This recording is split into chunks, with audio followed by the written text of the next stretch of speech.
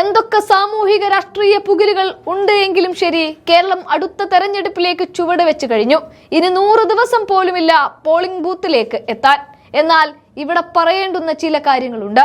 കഴിഞ്ഞ നിലമ്പൂർ ഉപതെരഞ്ഞെടുപ്പിന് പിന്നാലെ മുഴങ്ങിക്കേട്ട ഒന്നുണ്ട്. അതാണ് ടീം UDF. പ്രതിപക്ഷ നേതാവായ VD സതീശനാണ് ആദ്യമായി ഈ പദം ഉപയോഗിച്ചത്.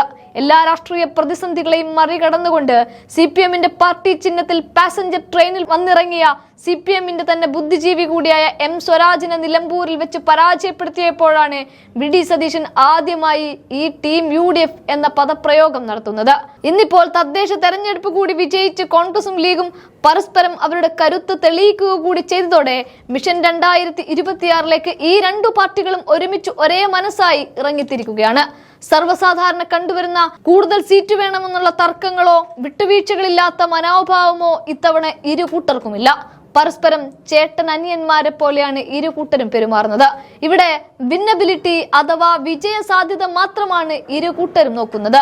അതിനുവേണ്ടി സീറ്റുകൾ വെച്ചുമാറാനോ അങ്ങനെയെങ്കിൽ വെച്ചുമാറാം. ഇരു കൂട്ടർക്കും സമ്മതമാണ്. ഏത് നേതാവ് വേണോ അതാവാം. സാധാരണ ഈഗോ പിടിച്ച് ദുർവാശിയിൽ വിട്ടുകൊടുക്കലിനെ കുറിച്ച് ചിന്തിക്കുക പോലും ചെയ്യാത്ത കൂട്ടരാണ് ഇക്കുറി ഒറ്റക്കെട്ടായി ഒരേ ലക്ഷ്യത്തിന് വേണ്ടി നീങ്ങുന്നത്.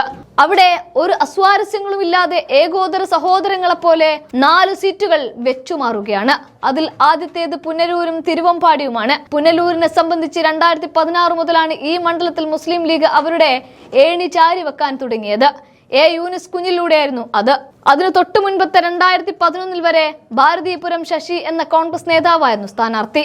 തോറ്റുപോവുകയാണ് ഉണ്ടായത്. അവസാനമായി ഈ മണ്ഡലത്തിൽ 1991 UDF ഇവിടെ വിജയിച്ചിട്ടുള്ളത്. അന്ന് പുനലൂർ മധു ആയിരുന്നു സ്ഥാനാർത്ഥി.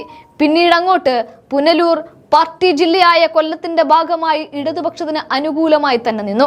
കഴിഞ്ഞ 2021 അബ്ദുറഹ്മാൻ രണ്ടത്താണിയായിരുന്നു ലീഗിന്റെ സ്ഥാനാർത്ഥിയായി പുനലൂരിൽ മത്സരിച്ചത്.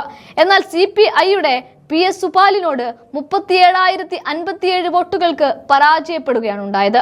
എന്നാൽ ഇന്നത്തെ സാഹചര്യത്തിൽ കൊല്ലത്തിൽ CPMന്റെ അടിവേരിളക്കിക്കൊണ്ടുള്ള പ്രകടനം കാഴ്ചവെച്ചുകൊണ്ടാണ് ടീം UDF തദ്ദേശ തെരഞ്ഞെടുപ്പിൽ വിജയിച്ചു മുന്നേറിയത്. അതുകൊണ്ട് തന്നെ പുനലൂർ സീറ്റ് ലീഗ് കോൺഗ്രസിന് വിട്ടുകൊടുക്കുകയാണ്.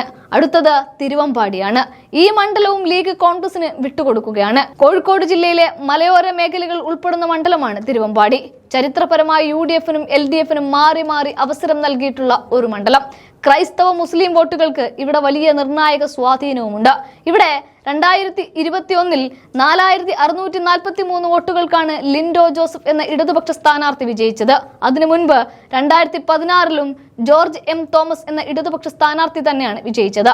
ആ സീറ്റാണ് അധികം ഭൂരിപക്ഷമൊന്നും ഇല്ലെങ്കിലും ലിൻഡോ ജോസഫ് നിലനിർത്തിയതും. ഇവിടെ മുസ്ലിം ലീഗിന്റെ CP ചെറിയ മുഹമ്മദാണ് കഴിഞ്ഞ തവണ തോൽവി ഏറ്റുവാങ്ങിയത്. ആ സീറ്റാണ് ഇപ്പോൾ കോൺഗ്രസിന് നൽകാൻ തീരുമാനമായതും. അവിടെ VS ജോയിയെ മത്സരിപ്പിക്കാനുള്ള സാധ്യതയാണ് ഇപ്പോൾ കണക്ക് കൂട്ടുന്നത്. നിലമ്പൂരിൽ ആര്യാടൻ ഷൗക്കത്ത് അല്ലെങ്കിൽ VS ജോയി എന്നതായിരുന്നു ഉപതെരഞ്ഞെടുപ്പിൽ ഉയർന്നു കേട്ട പേരുകൾ. എന്നാൽ പിന്നീട് ആര്യാടൻ ഷൗക്കത്ത് എന്ന തീരുമാനത്തിലേക്ക് UDF എത്തുകയാണ് ഉണ്ടായത്. ആ തെരഞ്ഞെടുപ്പിൽ UDFന്റെ സ്ഥാനാർത്ഥിക്ക് വേണ്ടി ഗംഭീര പെർഫോമൻസ് കാഴ്ചവെച്ച VS ജോയിയുടെ പേര് തിരുവമ്പാടിയിലേക്ക് എന്നാണ് ഇപ്പോൾ കേൾക്കുന്നത്. അതേസമയം ഈ 2 സീറ്റുകളും ലീഗ് കോൺഗ്രസിന് വിട്ടുകൊടുക്കുകയാണ് എങ്കിൽ പകരം പട്ടാമ്പിയും കുന്നമംഗലം കോൺഗ്രസിൽ നിന്നും ലീഗിലേക്കാണ് പോകുന്നത്. EMS നമ്പൂതിരിപ്പാടിന്റെ മണ്ഡലം കൂടിയായ പട്ടാമ്പിയുടെ നിലവിലത്തെ സ്ഥിതി ഇടതുപക്ഷത്തിന്റെ മുഹമ്മദ് മുഹസിൻ 17,974 വോട്ടുകളുടെ ഭൂരിപക്ഷത്തിലാണ് വിജയിച്ചു നിൽക്കുന്നത്. അവിടെ തോൽവി ഏറ്റുവാങ്ങിയത് റിയാസ് മുക്കോളി എന്ന കോൺഗ്രസ് നേതാവും. ഈ സീറ്റാണിപ്പോൾ ലീഗിന് വിട്ടുകൊടുത്തുകൊണ്ട് UDF പിടിച്ചടക്കാൻ നോക്കുന്നത്. ഇനിയുള്ളത് കോഴിക്കോട് ജില്ലയിലെ കുന്നമംഗലം. നിലവിൽ ഇടതുപക്ഷത്തിന്റെ സ്വതന്ത്ര സ്ഥാനാർത്ഥി PTA റഹീമാണ് ഇവിടുത്തെ MLA. 10,276 വോട്ടുകളുടെ ഭൂരിപക്ഷത്തിലാണ് UDFന്റെ സ്വതന്ത്ര സ്ഥാനാർത്ഥി ദിനേശ് പെരുമണ്ണയാണ് അദ്ദേഹം തോൽപ്പിച്ചത്. അതേസമയം 1957 നടന്ന ആദ്യ തെരഞ്ഞെടുപ്പിൽ കോൺഗ്രസിന്റെ ലീലാ ദാമോദര മേനോനാണ് വിജയിച്ചതും. എങ്കിലും ചരിത്രപരമായി ഇടതുപക്ഷത്തിനും വലതുപക്ഷത്തിനും ഇടയിൽ മാറി മറിഞ്ഞിട്ടുള്ള ഒരു കണക്കുകൂടി ഈ മണ്ഡലത്തിനുണ്ട്. ചുരുക്കത്തിൽ പുനലൂർ മുതൽ തിരുവമ്പാടി വരെയും പട്ടാമ്പി മുതൽ കുന്നമംഗലം വരെയും നീളുന്ന ഈ തന്ത്രപരമായ മാറ്റങ്ങൾ വെറുമൊരു സീറ്റ് വെച്ചുമാറലല്ല, മറിച്ച് LDFന്റെ ഉരുക്കുകോട്ടകളിൽ വിള്ളൽ വീഴ്ത്താൻ കരുതിക്കൂട്ടി നടത്തുന്ന പടയൊരുക്കമാണ്.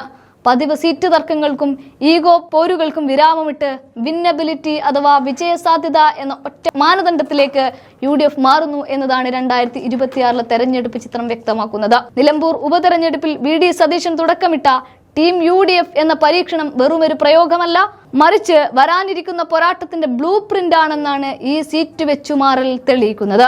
ആവേശകരമായ ഈ രാഷ്ട്രീയ മാറ്റങ്ങൾ നമുക്ക് കാത്തിരുന്ന് കാണാം.